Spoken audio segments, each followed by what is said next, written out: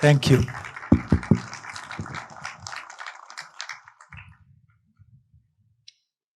Hi, Gyula.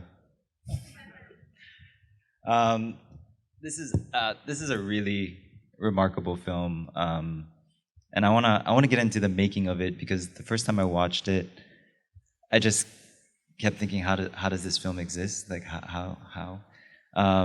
But first, I want to ask, how does it feel to watch it now, 50 years after it was made? Well, I can see all the mistakes still, exact the same way as I did back then, and they bother me the same way. I would like to have better equipment to shoot it. There are certain parts where I think I would cut it shorter. Uh, and and it's very interesting to watch something that actually happened independently from our intentions, and just to look at it as, in a way, witnessing a world that there is something and that disappeared since then. Probably many of these people are not alive anymore. I know that there are many of the crew who are not alive anymore, and in a way that makes that a little sad. But 50 years is a long time, and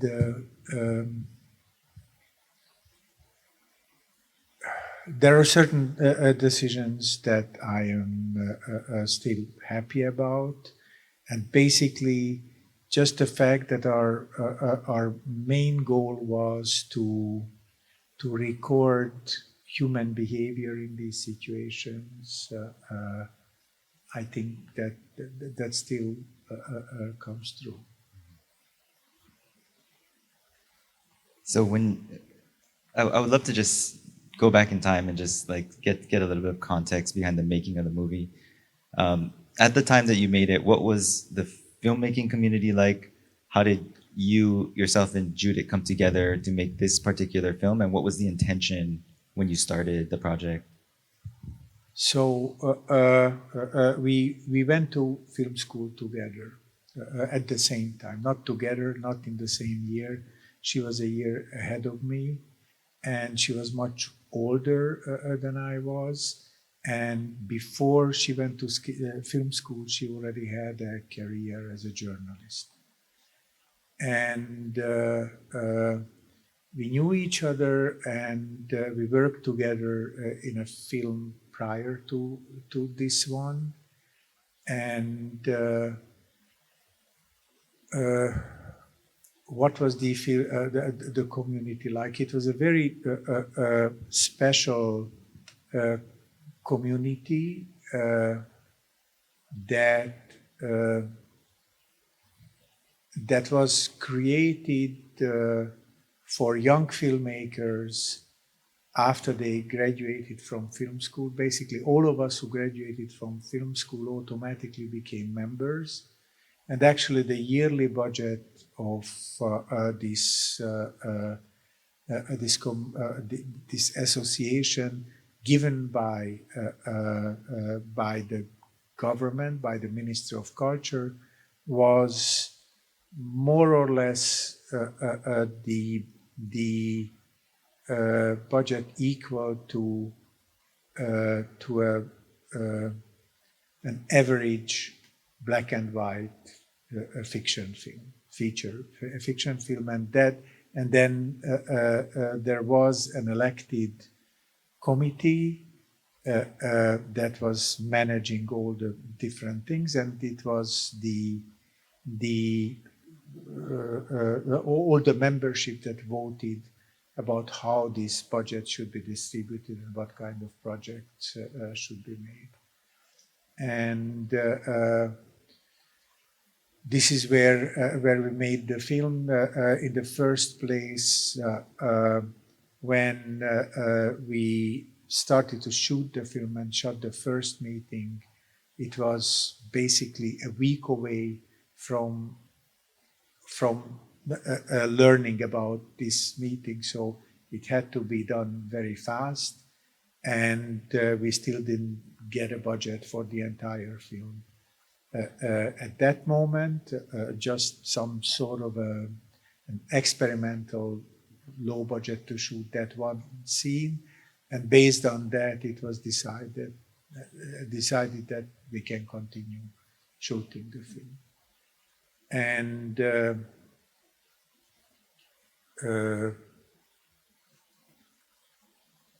our last shooting day was planned for the General Assembly, but the party secretary requested to be shown the cut as it was, which was a little bit longer, not much, but still a little bit longer than what you see in the film. After he watched it, he said that they are going to have another meeting where they want to basically to come to conclusions about what happened, and he will agree to any kind of continuation of the work only if we shoot that meeting. And actually, I felt that was just the perfect thing for this film, because somehow I felt that this was not really the ending of the story, and I just wanted them, all four of them, to come together and in a way create a bookend, and also to express whatever they thought about the whole process and how to continue it. And since it happened after a few months, so they were already talking about all the damage that they did in this cooperative, that they considered their success.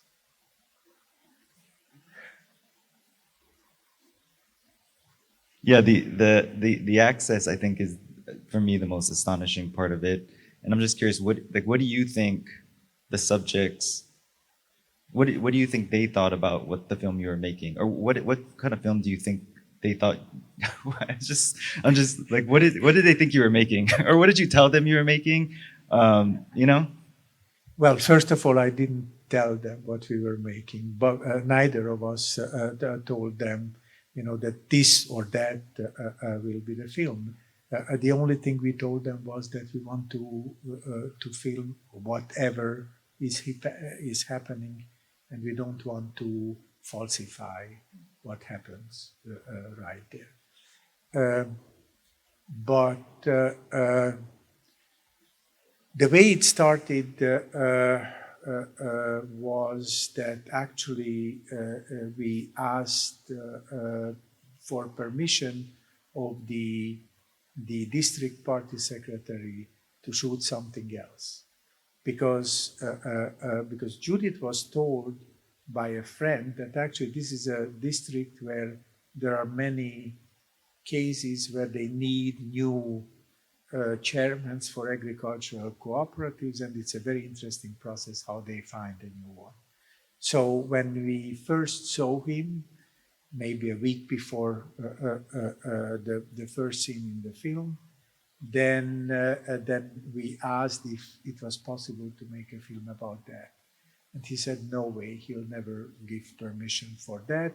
But actually, he has a case coming up next week, and he will be happy to give us permission to shoot it. And he thinks that it's going to be a case that will be very interesting, and also with many things to learn from. So we should shoot that, and that was this.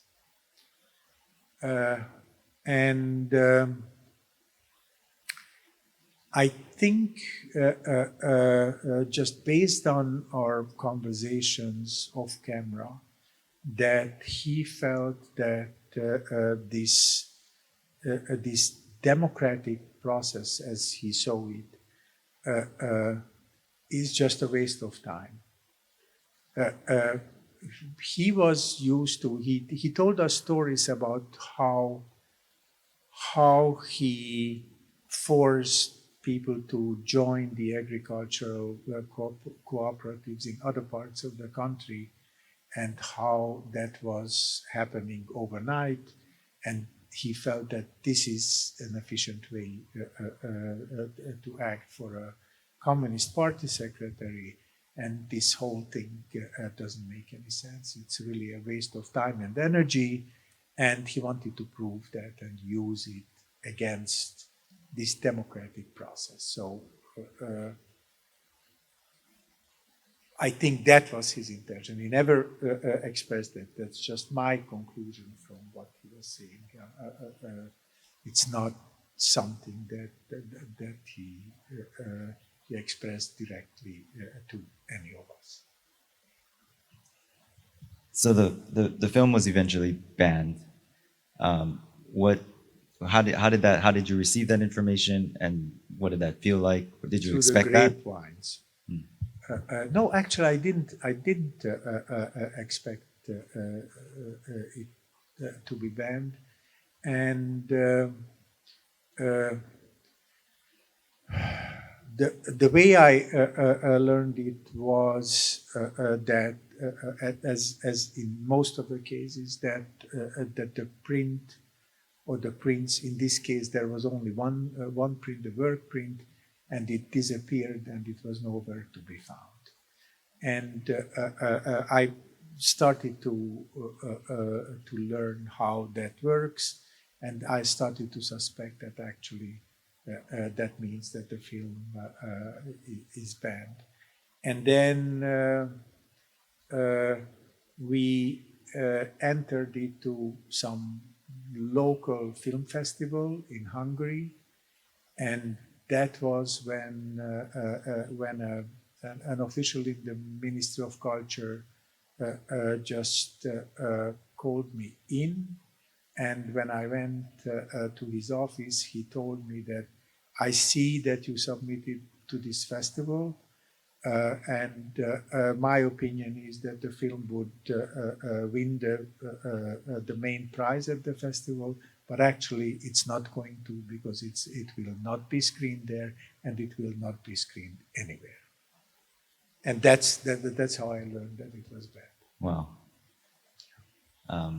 We can take questions from the audience. If anyone has questions, I think there might be a mic that can move around.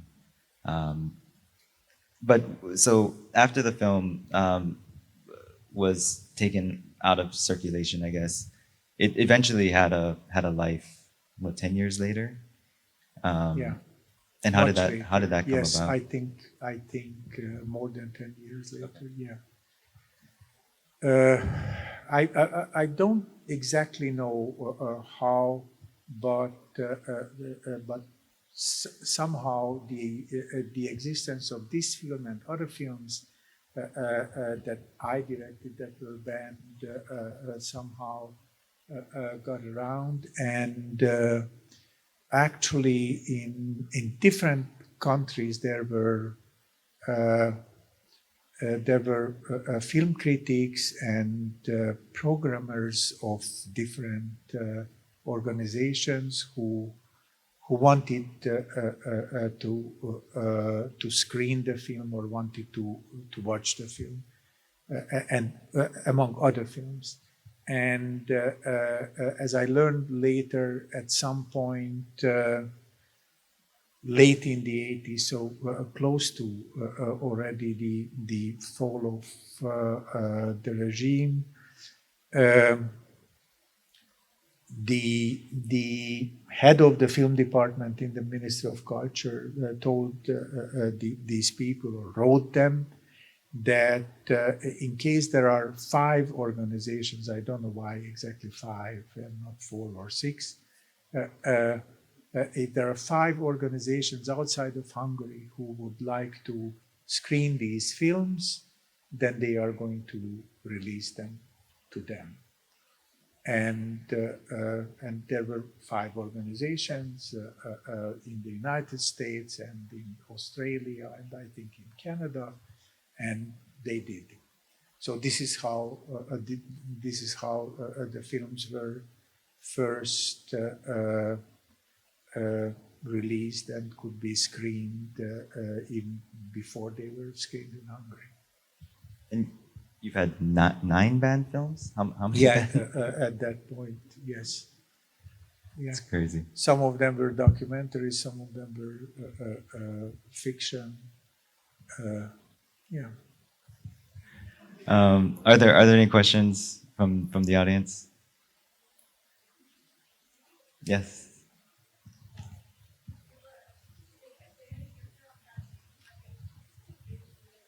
That's a great. Yeah.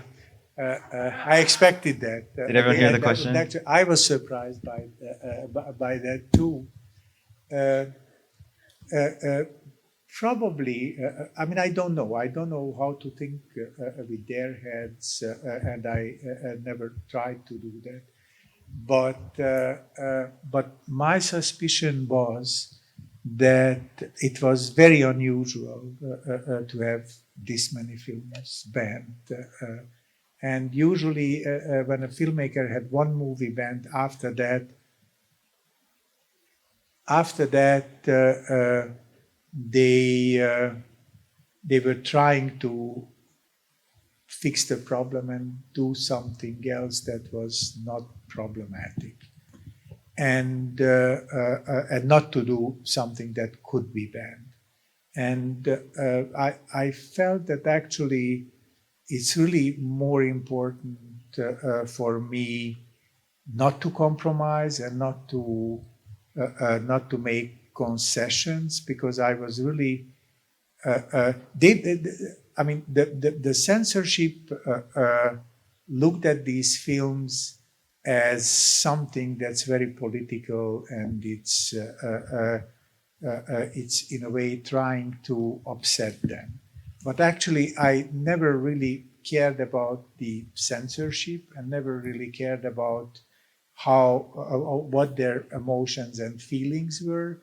But what I cared about was that I felt that there is a certain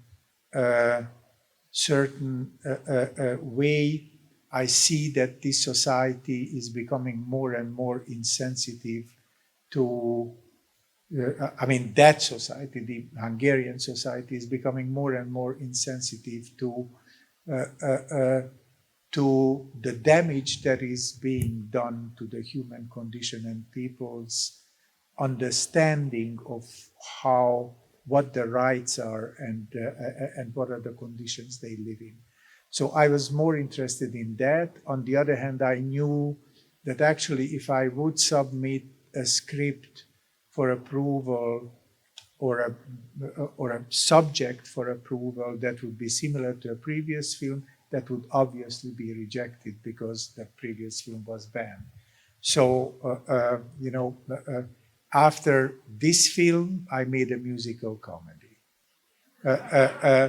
because I felt that I submitted the script for a musical comedy, and I thought that they would not suspect that would be controversial. And actually, that was banned as well.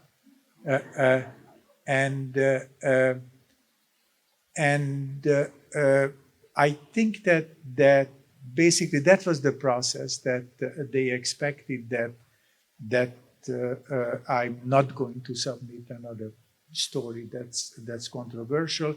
On the other hand, there was a specific political situation in which they didn't want Hungary to be a country that is that can be seen as a country with a strong censorship. In a way, that role was given to Czechoslovakia at the time, after the invasion of Czechoslovakia. And it was important for the cultural leaders in Hungary that in France and in Italy, the Communist parties see Hungary as a liberal country where actually censorship doesn't ban too many films and doesn't destroy films. So probably that was working in my favor, that they didn't want me to become the victim of, you know, unaccepted scripts and all that stuff. So in that situation, it was more difficult for them to say no to a script, and they never gave me a lot of money. Only there was some sort of a minimal budget that was in a way the norm. And in order to make a bigger budget movie, one needed more support coming from the government, and I never went for that. I never wanted them to have more scrutiny on the script or on the making of the film. But actually, at some point, they told me that if I change one word on the script, then I will never be able to make another film. And also because of this constant harassment coming from the censorship, I started to work.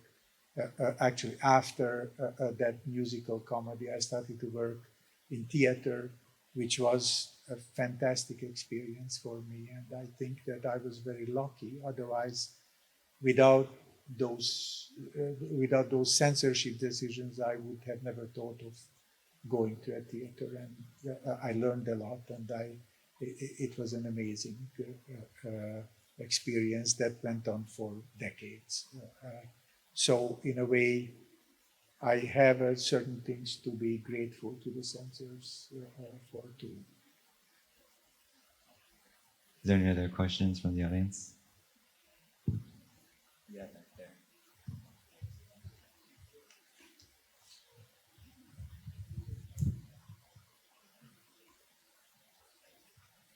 No. You mean a sequel to this film? Or to any of the previous films?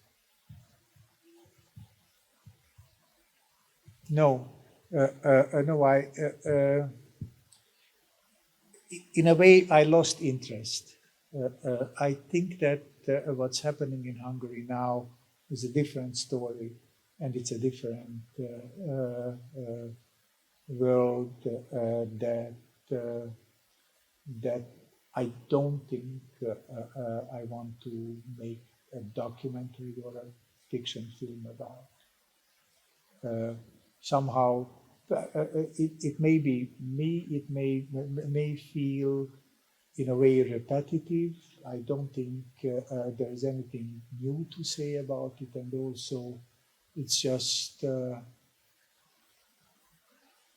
I mean, The Godfather is made, all three parts that tell the story of what's happening in Hungary right now. And also the triumph of the will is made already, and that's also about what's happening in Hungary. So I feel that it would be repetitive. I'm not interested in that. There's another question, I think, down here.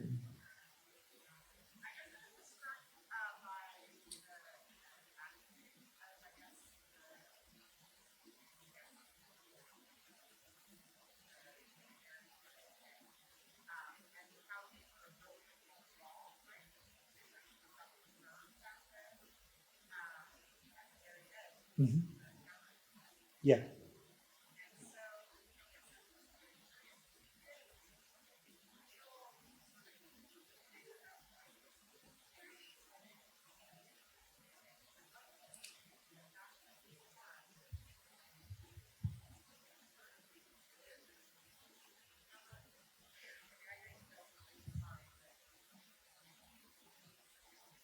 Well, but my interpretation, yeah, my interpretation of what of that moment is different.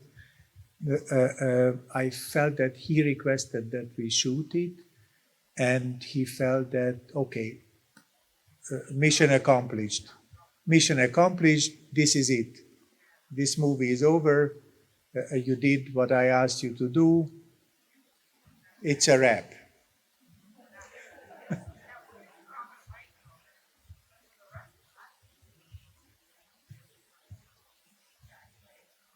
Yeah. Oh yes, absolutely. Yeah. Yeah. Yeah. Are there any other questions from the audience? Yes.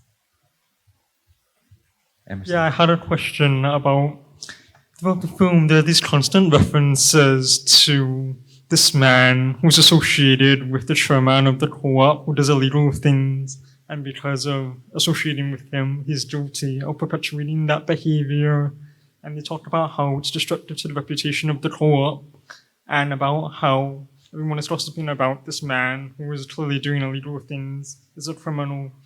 My question is, did you get the impression that the media at that time in Hungary was colluding with the party to present this guy as a bad guy and to associate him essentially with the chairman of the co-op? Did you think that there was collusion between the media at the time and the party in Hungary? Well,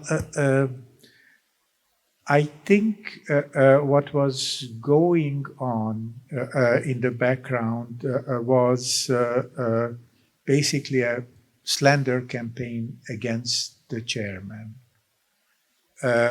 I couldn't find out exactly why they wanted to remove him, what their specific reason was. I suppose they wanted to do that because he was not from that region, and they felt that they didn't have control over him. But that's a conclusion I came to much later.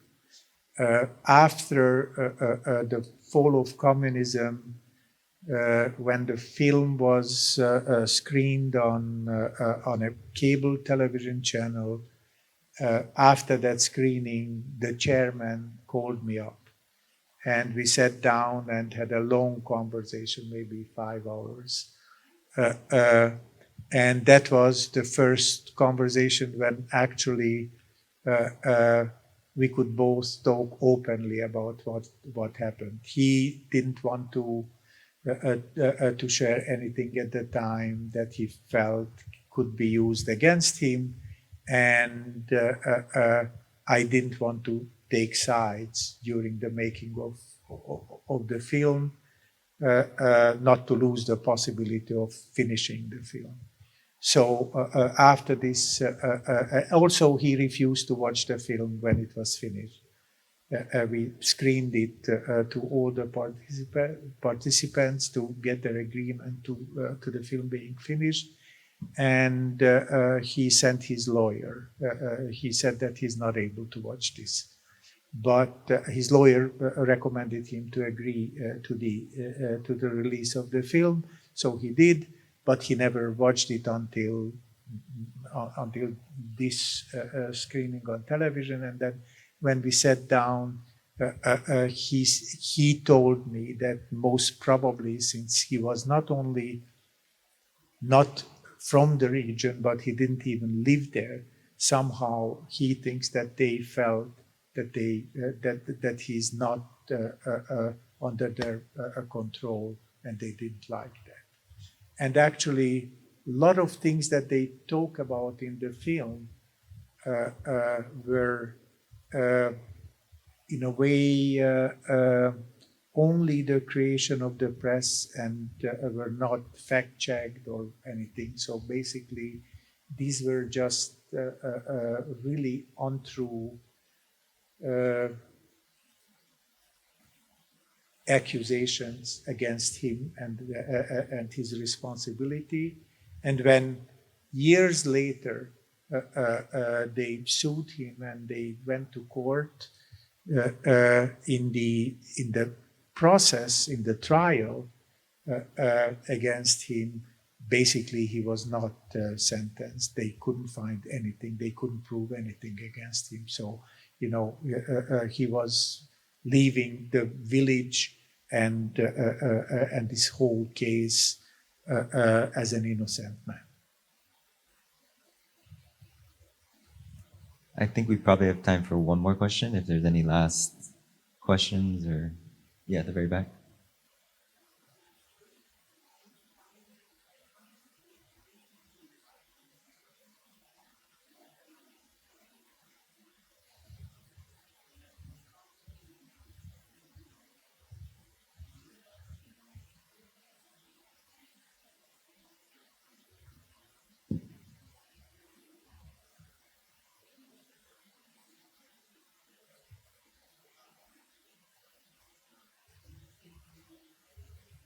Mm-hmm. Yeah.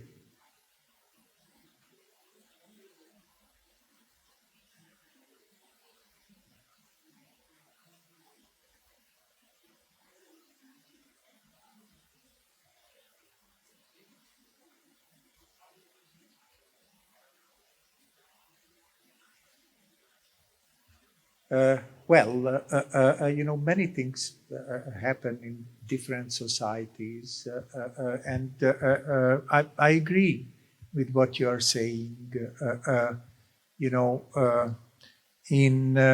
In creating lies and using them for a political purpose, the techniques and human nature are very similar. And it's I see similar intentions, and actually what I was most interested in was in the making of this film, also as when I'm watching television, is human behavior. And I think that that it doesn't have to be a big statement. Sometimes just the way you look at somebody's face, you can tell if that person is telling the truth or he or she is lying. And I just feel that I learned something in the making of this film and other films about human behavior that gives me that kind of certainty that sometimes I watch MSNBC or CNN and see some campaign meetings of different parties, and I can tell if the person who is talking is lying or telling the truth. And actually, it's true that it's really, really easy to recognize the techniques, which are not very different from what happened back then when we were making this film. And sometimes, looking at a Republican campaign meeting reminds me of Comrade Ash Day.